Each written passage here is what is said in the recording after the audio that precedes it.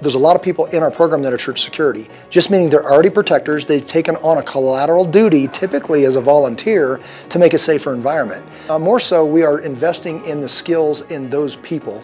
All these things landing right here says it's time that we know how to do the thing that we said we can do. Seeing people that have maybe never have done something like this before and come to this level is absolutely phenomenal. And be able to deal with medical aid, be able to deal with cuffing, be able to deal with a lot of different things. So this is the safe place to make those mistakes because we can. Because we can do this with a non-lethal application, make those mistakes but still get the best value-added training that we possibly can.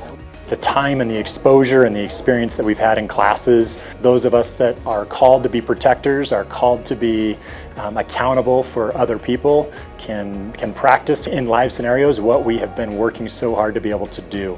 This is simply making you better, to have the same kind of training, to have the same communication, to be on the same page about what needs to be done and how, so that if this horrible scenario were to present itself, you might be able to respond in an effective and appropriate way. Being in an environment like this that's very dynamic and unfamiliar, I have to make decisions constantly under stress and under pressure, and that is sharpening me as an individual, making me better in those kind of environments and more confident to know that I'm gonna make logical, reasonable decisions. Being able to carry, although you're right, does not make you a proficient shooter. It's helping us figure out how to sweep a room, how to interact whenever the police get here, and what we need to do to help them.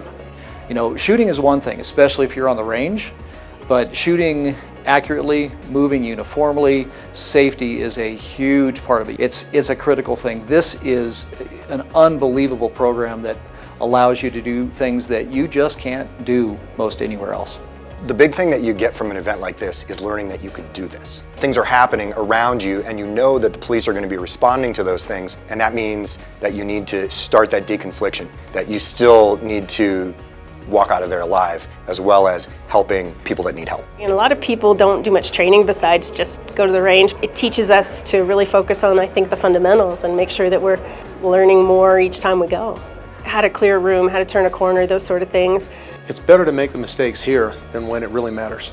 This is a good controlled learning environment, and it gives you an opportunity to hone your skills and get better at not only evaluating risks, but also evaluating threat and knowing how and when to apply what you know in the fundamentals. It works out really well. It really takes what you've learned in the shoot house, what you learned at the basics, and apply it all into one big operation. The first 5 seconds are just critical whenever anything happens. So this kind of training is great because I can see the live action of what would be required of me if I ever have to do it.